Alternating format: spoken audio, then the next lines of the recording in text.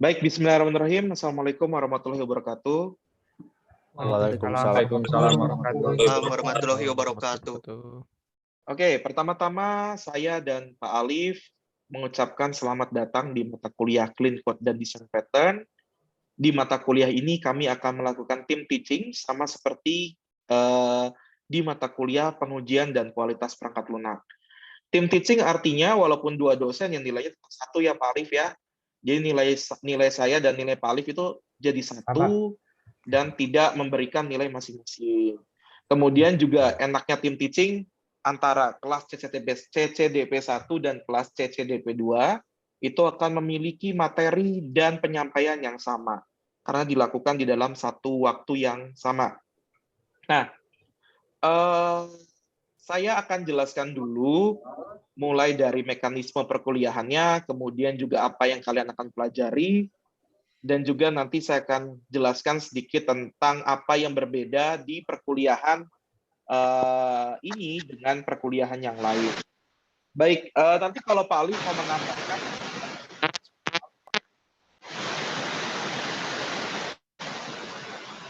Oke, sama kita bahas dulu mekanisme. Sebetulnya kalau mekanisme saya nggak perlu terlalu khawatir lagi, dan Pak Alif juga sebetulnya nggak harus terlalu khawatir lagi karena kalian sudah menjalani daring ini lebih dari 1 tahun ya. Ini sudah mau masuk tahun yang kedua, tapi baru awal intinya begitu. Ini siapa yang ada suaranya ya? Kok jadi ada gresek-gresek?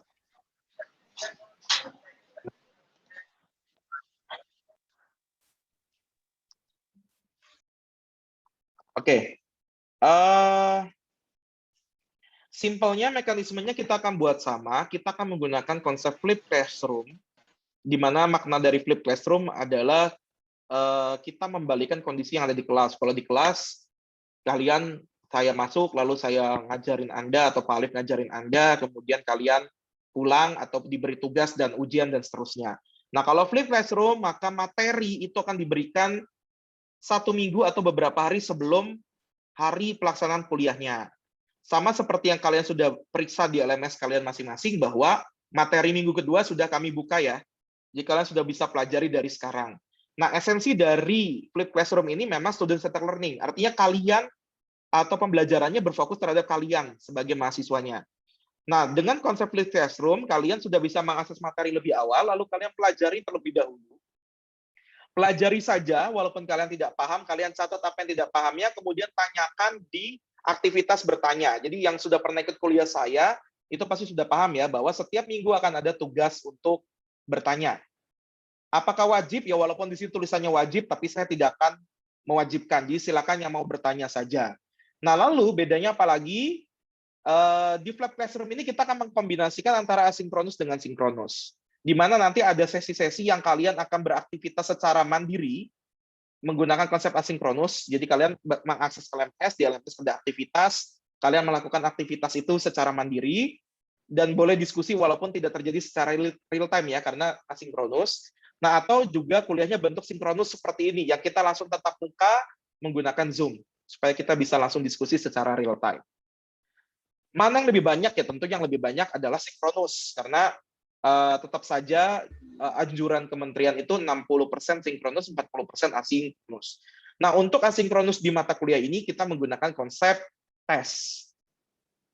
Jadi nanti ada semacam tugas-tugas kecil yang kalian harus kerjakan, baik perorangan maupun juga per kelompok. Nanti kita lihat tugasnya seperti apa, ya kalian kerjakan, kalian dapat nilai. Seperti itu.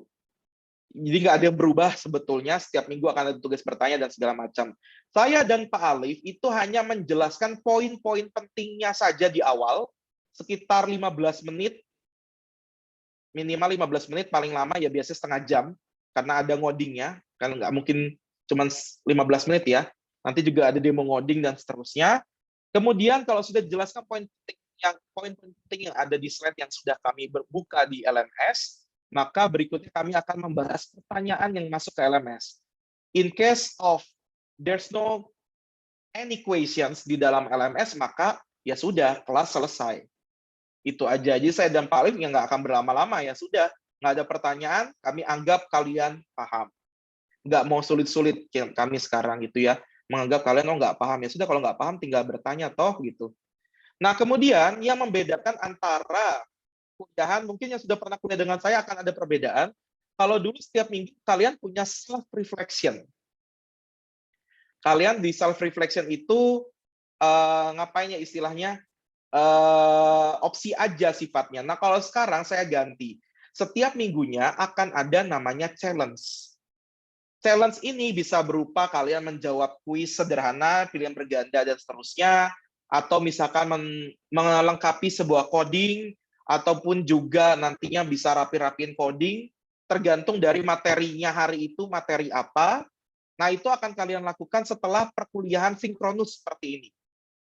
Nanti mungkin saya langsung liatin saja ya. Ini juga saya baru buat tadi.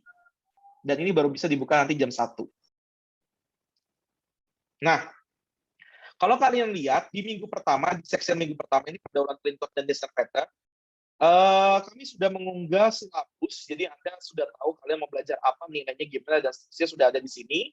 Kemudian di sini ada textbook yang kita pakai, ada 2, ada clean code dan desert pattern, karena memang mata kuliah ini consist of 2 major domain.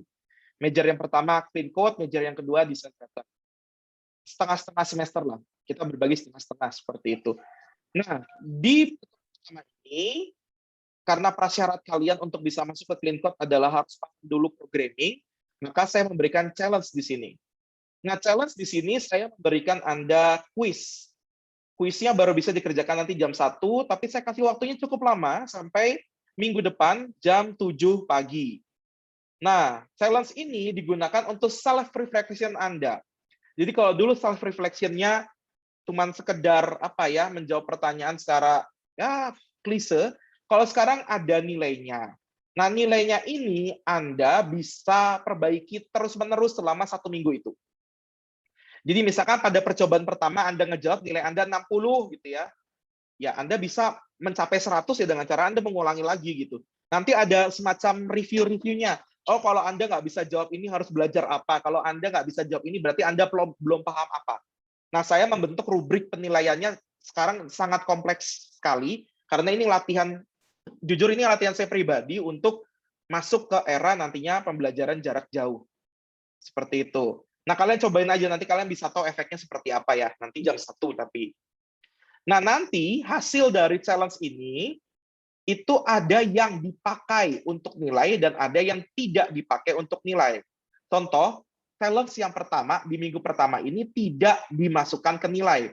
Karena apa? Challenge-nya bisa dilakukan lebih dari 1 kali percobaan dan bahkan kalian harus berusaha mencapai nilai 100. Ya kalau semuanya nilai 100 ngapain saya masukin ke nilai toh? Nah, tapi nanti ada challenge-challenge yang nantinya akan saya pakaikan ke nilai dan percobaan untuk menjawabnya hanya bisa 1 kali. Kebayang ya? Jadi untuk yang sekarang tenang aja, kalian lakukan berkali-kali nggak masalah. Yang penting kalian bisa jawab dengan benar sampai 100. Karena konsentrasi challenge-nya atau fokus dari challenge-nya sendiri adalah untuk memastikan Anda paham dulu tentang logic programming dasar. Sebelum Anda masuk ke minggu kedua, di mana kita akan mulai bebersih kode, karena kita belajar di clean code. Itu untuk mekanisme perkuliahannya. Untuk aturan, sebetulnya sama aturannya dimanapun. Kami tidak mengenal lagi sakit izin alpha, tapi kami hanya mengenal hadir atau tidak hadir. Nah, hadir atau tidak hadir ini bukan dilihat berdasarkan Zoom. Jadi Anda mau ikut Zoom, Anda tidak mau ikut Zoom, terserah. Kehadiran kami nilai dari challenge. Jadi kalau Anda mengerjakan challenge, yaitu kami anggap hadir. Kalau tidak mengerjakan challenge, berarti mau Anda hadir di Zoom pun, kami anggap tidak hadir. Paham nyampe sini? Dan saya pastikan challenge ini bobotnya lebih lebih rendah dibandingkan tugas. Jadi kalau tugas itu kan lebih kompleks. Kalau challenge itu biasanya kadang-kadang cuma 5 soal. Ini kayak yang sekarang 5 soal. Kalau yang nanti kadang-kadang cuma 1 soal, cuma ngasih pendapat, bisa aja survei. Misalnya saya bikin survei dan segala macam, nah itu kalian kerjakan nggak akan berat. Bahkan saya hanya ngasih waktu 30 menit di sini. 30 menit itu artinya saya udah kasih extra time ya. Soal ini cuma 5 soal, harusnya bisa diselesaikan dalam waktu 10 menit. Dan kalau bisa kalian jangan dinanti-nantiin, kalau udah bisa dikerjakan, ya kerjakan, walaupun waktunya saya kasih agak cukup panjang, sampai 24 Maret. Itu aja intinya. Nah, nanti ada challenge-challenge yang 1 hari, ada yang 3 hari, ada yang seminggu, nanti tergantung saya akan umumkan di LMS-nya. Jadi kalian stay tune aja di LMS Unicom-nya. Itu peraturannya. Jadi daftar hadir sekali lagi, hati-hati kalian bukan diambil dari Zoom, tapi diambil dari challenge. Nah, ada penandanya di sini, challenge gitu. Tinggal Anda buka saja. Kemudian aturan kedua, pakaian. Pakaian seperti biasa, normally kalian pakai kaos, tidak masalah. Kaosnya yang sopan, jangan pakai kaos dalam. Kemudian kalau celana, ya terserah kalian pakai celana apapun juga bebas ya. Saya nggak peduli karena nggak kelihatan juga dan saya nggak perlu ngelihat juga gitu. Nah, cuma permasalahannya kalian jangan sampai kelepasan. Pakai celana pendek, lalu kalian diri-diri selama proses perkuliahan. Pas diri masuk ke kamera celananya, itu kan kayak nggak bagus ya, nggak sopan. Jadi kalau kalian mau diri dan segala macam, mau kadang-kadang ada mobilitas, ya pakailah celana panjang seperti itu. Nah kemudian apa ya Pak Alif ya, kalau daring mah ya sedikit ya aturannya ya. Kalau keterlambatan saya nggak peduli dan saya rasa Pak Alif juga nggak peduli dengan keterlambatan kalian. Kalian nggak ikut Zoom juga nggak masalah kok gitu ya. Toh kami juga tidak peduli sama hal itu. Sekarang pertanyaan kami simple, siapa yang masih mau mencari masa depan? Saya dan Pak Alif mas sudah punya masa depan, tinggal kita meniti karir saja. Kan yang belum punya masa depan kalian. Jadi ya kalian yang butuh, ya kalian juga harus bisa menilai apakah kalian butuh ikut Zoom atau tidak. Dan saya tidak mengizinkan orang ikut Zoom malah chatting sesama temannya. Dan kalau ketahuan atau kelepasan, misalkan tiba-tiba ngirimnya salah gitu ya akan saya langsung berikan E. Saya ingin yang ikut Zoom benar-benar adalah orang yang niat Zoom. Dan saya berharap memang ya tampil videonya. Karena yang nggak enak aja gitu, kayak ngajar terus ngajarin layar hitam itu nggak enak sekali. Walaupun memang Pak, iya kan ini online Pak, saya nggak punya terlalu banyak kuota. Iya, sekali-sekali bisa toh gitu untuk aktif, jangan sampai semua orang tidak aktif. Gitu. Itu aja sih kalau peraturan. Dari Pak Alif ada tambahan nggak untuk mekanisme maupun peraturan? Silakan Pak Alif. Oh, saya pikir udah cukup ya Pak Adam, sudah cukup jelas Cukup dari ya? Pak Adam untuk aturan ya. Oke. Sip. Teman-teman silakan kalau ada pertanyaan boleh.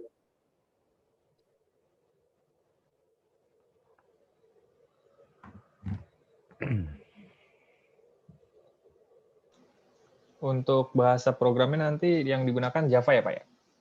Atau beragam? Karena clean code dan desain pattern ini berlaku bukan hanya untuk bahasa pemrograman tertentu, jadi bahasa pemrograman yang mau kalian pelajari secara otodidak ya, bukan di kelas ya, itu bebas. Kalian mau pakai Python, kalian mau pakai Pascal, kalian mau pakai apapun, Java, PHP, boleh. Tapi nanti untuk standar pengajaran nggak mungkin saya ngajari seluruh bahasa. Nggak mungkin juga Pak Alif ngoding live untuk seluruh bahasa, kan nggak mungkin. Nah, bahasa yang dominan saya pakai adalah Java, kemudian yang kedua adalah Python. Jadi dua itu yang biasanya saya pakai contoh. Kenapa pakai Python? Ya karena lebih simpel aja ngodingnya gitu. Kalau Java kan banyak embel-embelnya gitu ya. Kalau di Python kan jadi lebih simpel aja gitu, bikin fungsi tinggal 1 baris atau 2 baris juga selesai. Nah, itu yang membuat saya memilih Python dan Java.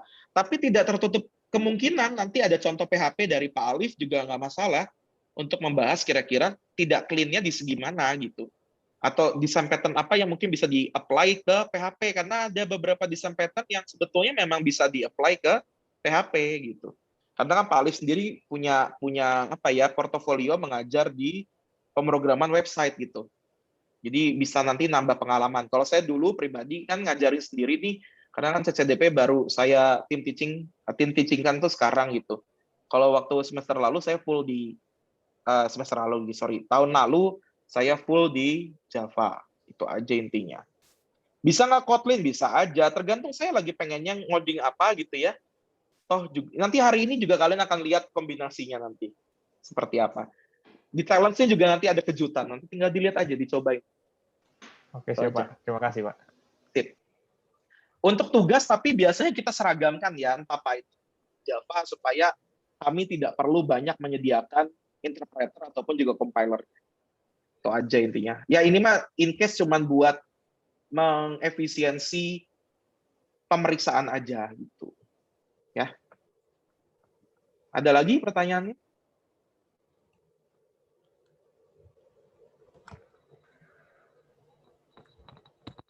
Tidak ada? Oke, kalau tidak ada kita langsung belajar. Sebetulnya kalau belajar nggak langsung masuk materi, tapi kalau saya punya kebiasaan ngajar di kelas itu, punya pertanyaan dulu ke kalian. Kenapa kalian merasa perlu belajar mata kuliah ini? Ada yang bisa menyampaikan kira-kira pentingnya belajar mata kuliah ini apa ya? Kan kalian sudah saya kasih spoiler tuh, slide yang untuk minggu depan apa gitu. Dan saya sudah kasih spoiler, satu semester ini Anda akan belajar apa melalui silabus. Mangga, kira-kira pentingnya apa?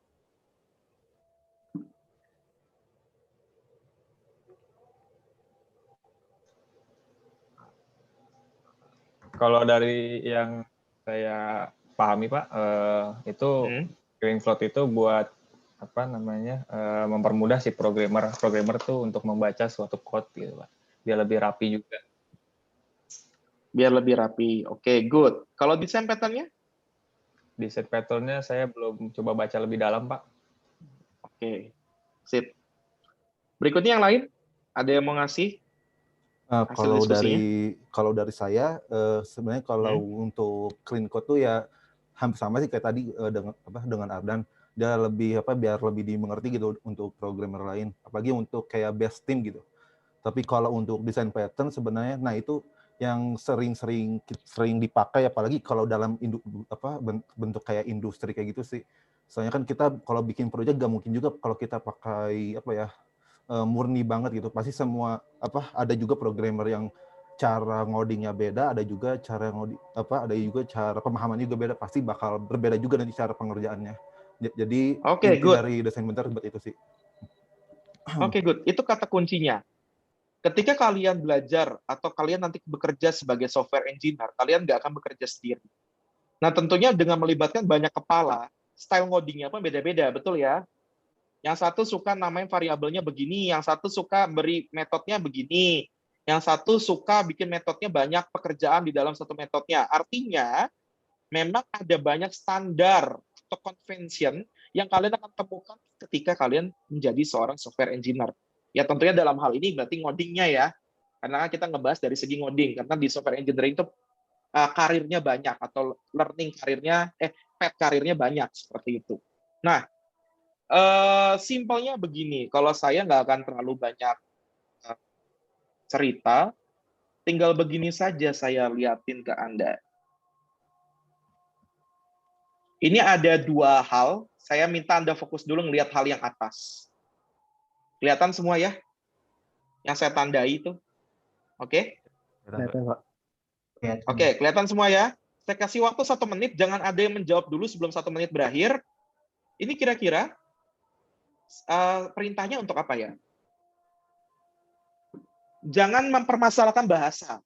Karena bahasa itu punya hal yang universalnya. Kayak bahasa Indonesia, bahasa Inggris itu punya subjek, predikat, itu pasti ada. Nah, ini bahasa pemrograman pun jangan mempermasalahkan, ini pakai bahasa pemrograman yang saya belum paham. Pasti bisa tahu kalau orang yang terbiasa belajar algoritma. Silakan. Luas lingkaran, Pak.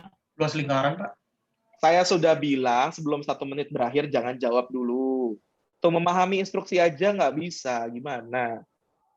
Sudah semester 8 loh, lagi skripsi kan, berarti beberapa orang. Masa dengerin instruksi aja nggak bisa?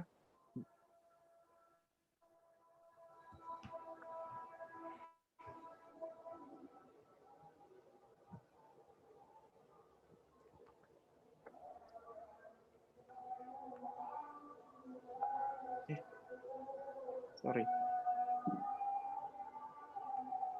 Ini nunggu azan sekalian, makanya jangan jawab dulu.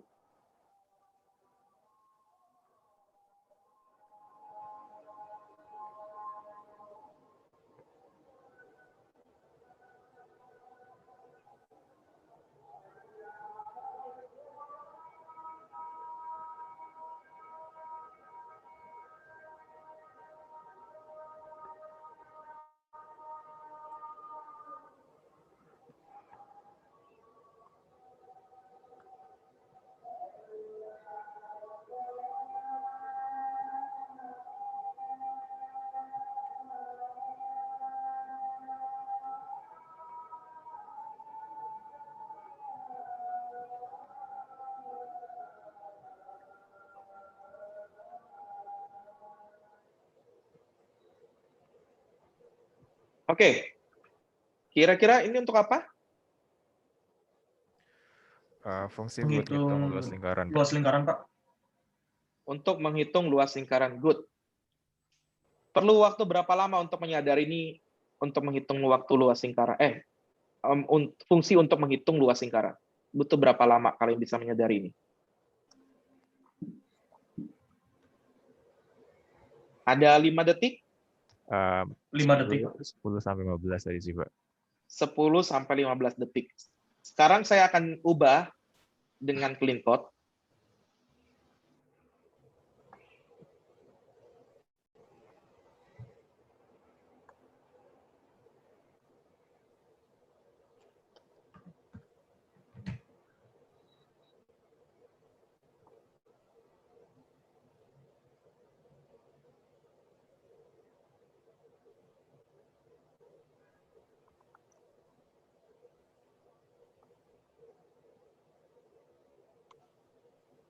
Ini adalah fungsi yang sama dengan yang atas. Lebih enak yang mana bacanya? Yang baru. Yang bawah, Pak. Yang bawah, Pak. Yang baru, Pak. Yang bawah. Kenapa yang bawah? Coba kasih kami alasan. Karena dari namanya sih, Pak, kalau dari saya namanya udah kelihatan gitu. Jadi kalau ini fungsi luas lingkaran ya berarti untuk menghitung luas lingkaran sih, Pak. Oke, good. Yang lain? Dari variabelnya juga Pak ada R. Di yang atas kan jar tuh, kita nggak tahu itu jar itu apa. Yang R kan apa dari rumus lingkaran sudah ada. Kalau jar perkiraannya ini apa? Jari-jari ya? Jari-jari. Tapi ternyata yang baca kode kamu orang Inggris, Iya betul. bukan orang Indonesia. Mana ngerti dia jari-jari, betul? Sementara R ini kan simbol yang sangat umum di matematiknya kan? Kenapa kita nggak langsung pakai R aja dibanding jar gitu? Nah, hal sekecil itu bisa mempengaruhi kecepatan kalian membaca ulang kode yang pernah kalian buat atau membaca ulang kode yang teman kalian pernah buat sebelumnya. Memang pentingnya apa dengan kita membaca ulang? Ingat bahwa software itu berevolusi. Software itu bisa bertambah fiturnya, software itu bisa berubah versinya, dan tentunya perubahan versi dan segala macam itu mungkin saja memberikan pengaruh kepada existing method yang kalian sudah buat sebelumnya. Kalian sudah pernah punya satu metode, 3 bulan ke depan kalian nggak boleh nyentuh, tiba-tiba 3 bulan ke depan saya tanya ini metode untuk apa? Itu sering sekali orang jadi bingung lagi. Ini metode apaan ya? Gue buat ini buat apaan ya? Nah, dengan membuat clean code atau kode yang bersih, kalian nantinya akan jauh lebih mudah dan lebih cepat memahami kembali dalam ini ada kata-kata memahami kembali kode yang sudah pernah kalian buat atau bahkan mungkin bukan kalian yang buat, mungkin teman kalian buat seperti itu. Bayang ya, ini hanya untuk baru satu contoh clean code namanya meaningful names. Itu yang kita akan bahas minggu depan. Belum nanti fungsi-fungsi clean code yang lain seperti itu. Kemudian yang kedua, di sini juga ada clean code kayak macam prinsip clean code yang kedua, yaitu clean comments. Kalian lihat di atas ini butuh komen gitu ya. Yang komennya juga nggak berarti apa-apa. Masa komennya hitung sesuatu, iya sesuatu itu apa gitu ya. Kalian pasti tahu ya, kalau tahu ngapain lo pastikan pakai komen. Dengan saya memberikan hanya nama metode yang jelas seperti ini, luas lingkaran, kalian sudah secara explicitly know bahwa fitur ini atau si metode ini dibuat untuk menghitung luas lingkaran tanpa perlu komentar lagi. Nah, itulah gunanya kita belajar clean code. Lalu apa hubungannya sama desain pattern? Nah, desain pattern itu bonus. Kalau kalian bisa belajar nanti desain pattern dan bisa mengimplementasikan, kode kalian itu petanya akan sama dengan peta milik orang lain yang ngoding walaupun mungkin belum pernah kenal sebelumnya. Karena begini, ketika saya bilang, tolong buatkan saya sebuah aplikasi atau sebuah software di Java untuk mengolah data mahasiswa. Hanya data mahasiswa aja. Jadi satu tabel saja di database-nya, tabel mahasiswa. Maka ada orang yang tiba-tiba bikin project Java, lalu bikin kelas mahasiswa, di mana di kelas mahasiswanya itu semua hal atribut yang berhubungan sama mahasiswa di sana, getter setter untuk si atributnya di sana semua, konstruktor untuk mahasiswanya di sana juga, plus metode untuk create, retrieve, update, dan delete atau CRUD yang kalian kenal itu di sana juga, koneksi database-nya di sana juga, ditaruh di satu kelas yang sama. Dan itu sah-sah saja, nggak salah. Sementara ada orang lain yang dia sudah mengenal kata MVC atau model, view, dan control, dia akan buat untuk mengolah data mahasiswa itu minimal 3 kelas. Kelas yang pertama, kelas model, untuk mengolah si datanya, atau yang biasanya berhubungan langsung sama si model datanya. Kemudian ada kelas view, di mana itu mengolah si tampilan ataupun view yang akan dirasakan oleh penggunanya, entah buat form input atau form delete dan segala macamnya. Sementara kontrol itu untuk bisnis prosesnya. Jadi kalau misalkan tiba-tiba nanti saya klik tombol tambah di view, maka nanti si kelas view itu akan manggil bisnis proses tambah yang ada di kelas kontrol. Itu juga sah. Mana yang benar? Dua-duanya benar. Mana yang salah? Dua-duanya tidak ada yang salah. Dua-duanya jalan fiturnya. Tapi ketika kalian melihat peta MVC dan melihat orang yang memiliki peta tidak menggunakan MVC, mana perkiraan kalian yang jauh lebih sulit ketika ada error atau ada penambahan fitur? Tentunya pasti akan lebih sulit yang tidak menggunakan MVC. Kenapa? Semua ketika ada kesalahan, ya berarti satu project itu atau satu kelas itu minimal akan dianggap error. Artinya apa? Penumpukan error di satu tempat pasti terjadi. Kemudian kelasnya terlalu besar menanggung beban. Bebannya kelas itu apa? Nanti kita bisa bahas di clean code, itu juga pasti kalian akan bisa melihat nanti beban kelas itu apa aja. Dibandingkan dengan MVC, oh ini yang error, atau enggak, saya pengen nambahin fitur, selain CRUD saya pengen tambahin cetak laporan.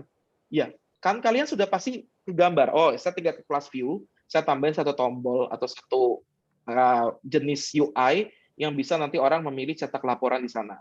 Kemudian saya tidak perlu menambahkan sesuatu di kelas modelnya, saya masuk sekarang fokus ke kelas kontrolnya, di mana kelas kontrolnya nanti yang akan mungkin masuk ke atau bekerja dengan library report-nya, kemudian nanti merancang tampilannya seperti apa.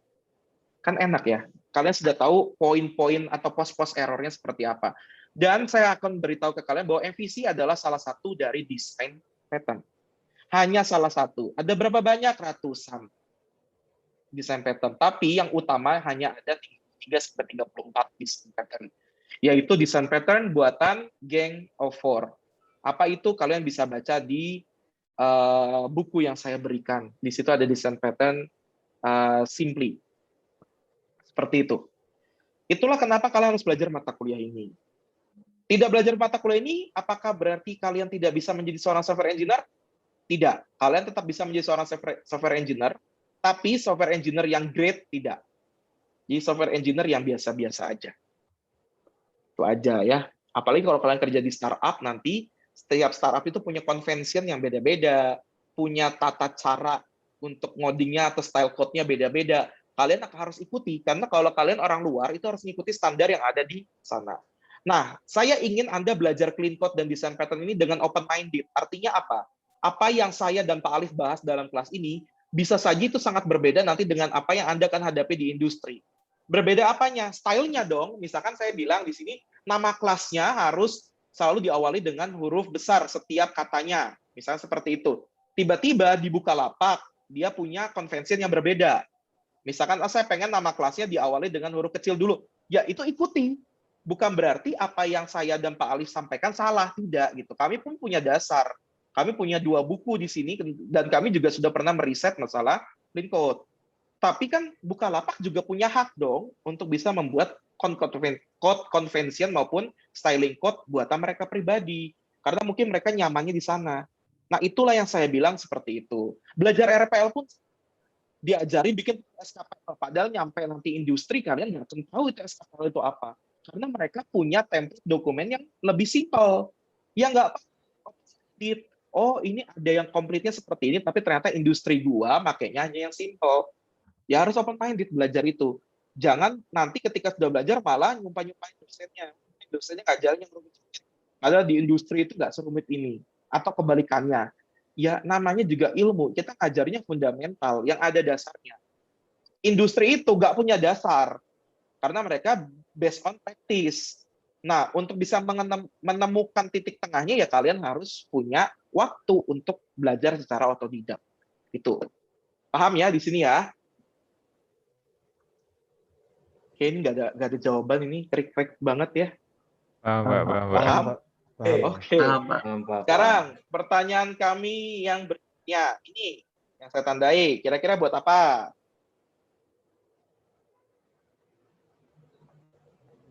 Langsung jawab apa mikir dulu, Pak? Langsung jawab juga boleh. Oke. Ini ya yang sepaket dari baris 14 sampai 20. Buat apa?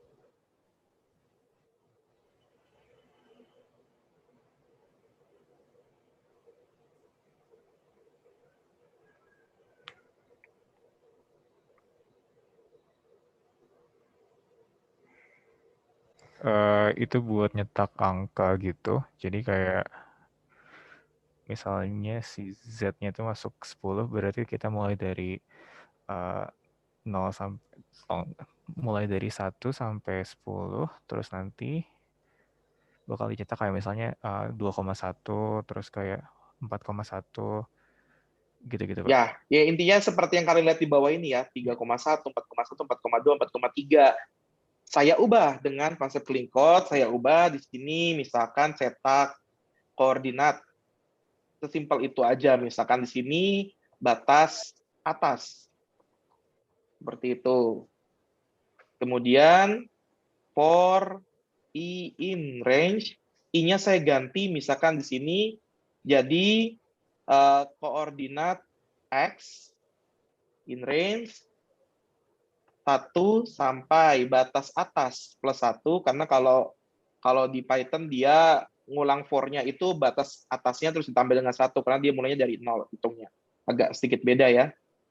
Kemudian di sini saya kasih lagi for koordinat Y in range 1 sampai ke koordinat X.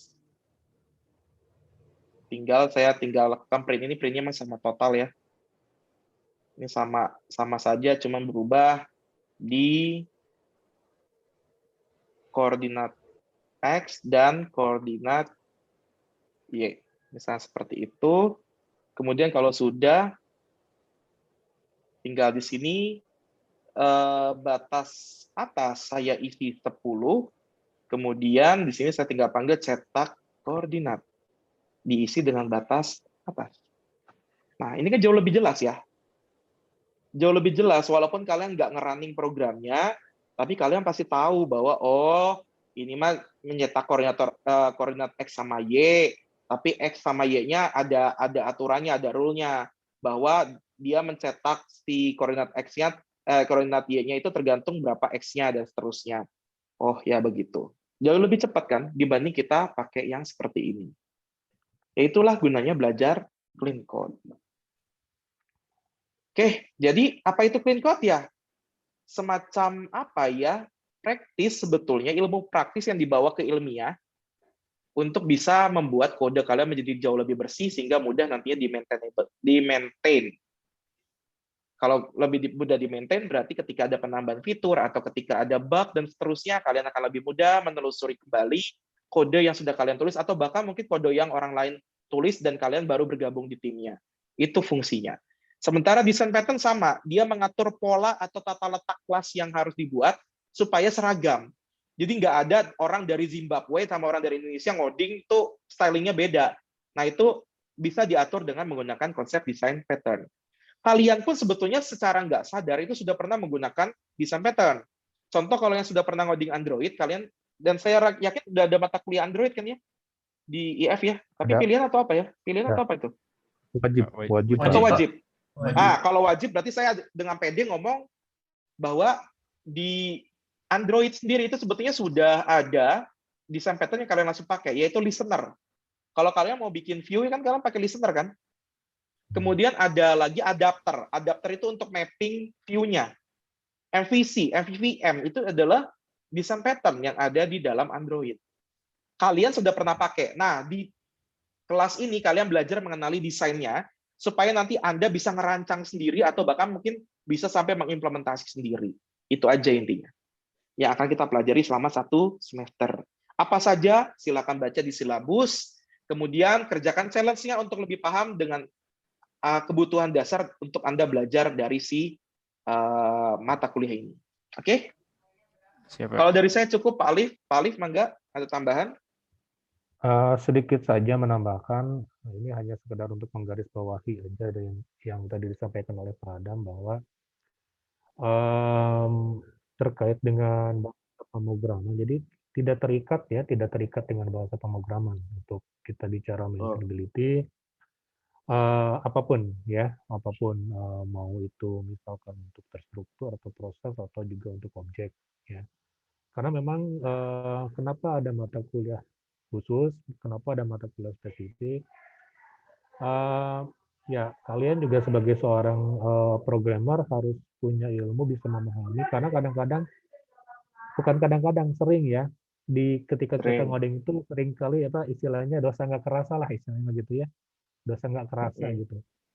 Dosanya tuh bukan buat kita, jadi buat orang gitu ya, buat orang. Maksudnya kayak tadi kan kita dalam satu tim ya, Nah, bagaimana cara kita supaya membuat satu aplikasi dengan kita menuliskan code yang bisa dipahami oleh orang lain, terutama orang dalam tim kita atau orang sekarang nanti akan ikut juga menambahkan atau mengembangkan, dan juga termasuk kita sendiri gitu.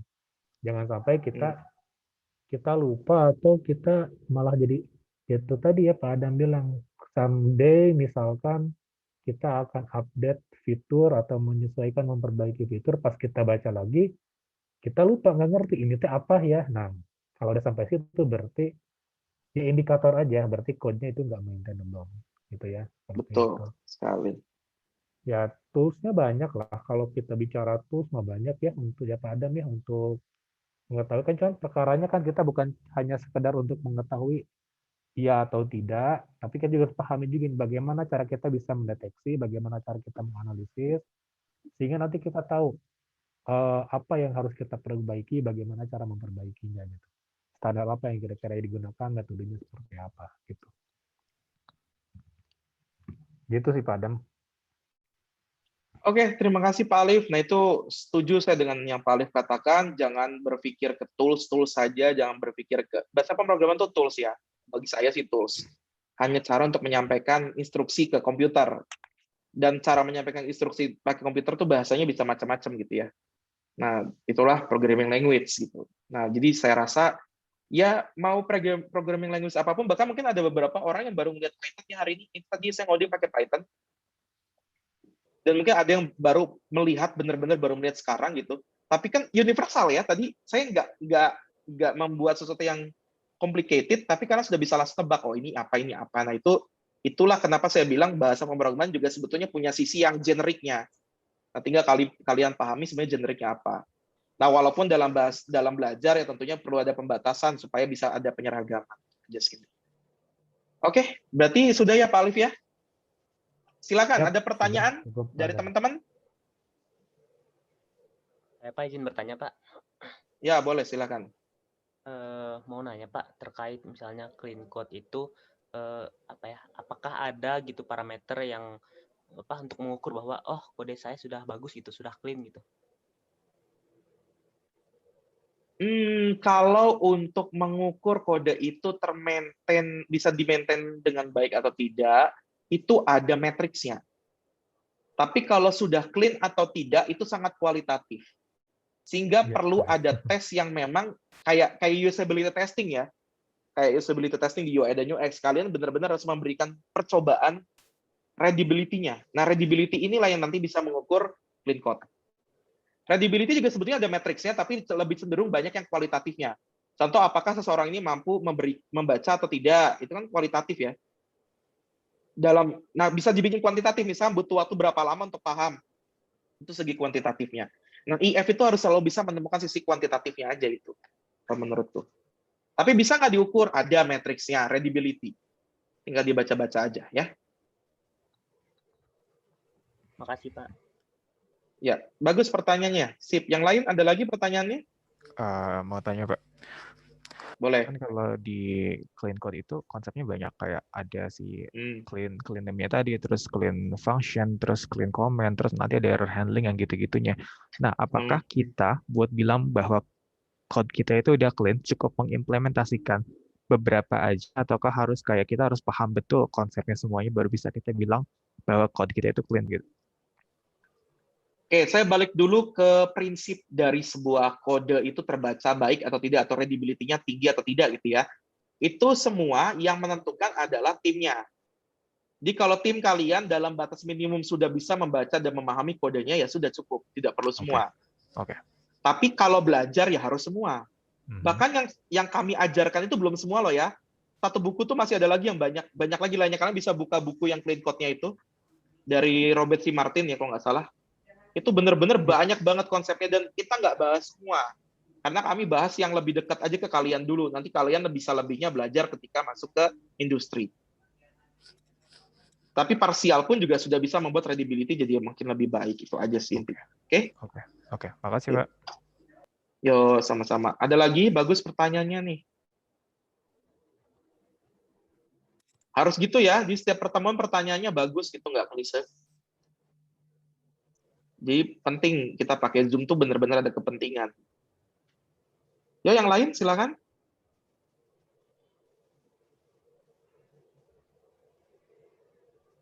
Tidak ada? Oke, kalau tidak ada, berarti jangan lupa mengerjakan challenge-nya. Challenge-nya dibuka sampai hari Rabu depan. Jam 7 pagi, hati-hati ya. Tidak sampai jam 12, tapi jam 7 pagi. Untuk bisa Anda dianggap hadir. Challenge-nya 5 soal PG, mangga Anda kerjakan. Oh, ada satu soal ngodingnya sih. Ada satu soal ngodingnya, 4 PG. Mangga Anda kerjakan. Tidak perlu takut salah, karena bisa unlimited attempts, jadi kalian bisa coba berkali-kali sampai nilai kalian 100. Dan saya sudah jamin itu tidak akan dipakai sebagai nilai. Hanya dipakai sebagai bahan untuk rekap daftar hadir dan digunakan untuk kalian self-reflection. Jadi kalian bisa mengukur kemampuan-pemahaman kalian dari situ. Kalau udah 100 berarti pemahamannya cukup untuk masuk ke mata kuliah ini. Paham ya? Dan semuanya tentang logic programming dasar, jadi bukan tentang clean code ataupun juga design pattern-nya. Dan kalian sudah belajar itu di algoritma maupun juga di pemrograman. Oke. Kalau tidak ada pertanyaan lagi, saya dan Pak Alif mengucapkan terima kasih sudah mau hadir kalian di perkuliahan ini. Sampai ketemu minggu depan, dipelajari dulu dan banyak bertanya nanti di LMS. Terima kasih. Assalamualaikum warahmatullahi wabarakatuh. Waalaikumsalam warahmatullahi wabarakatuh.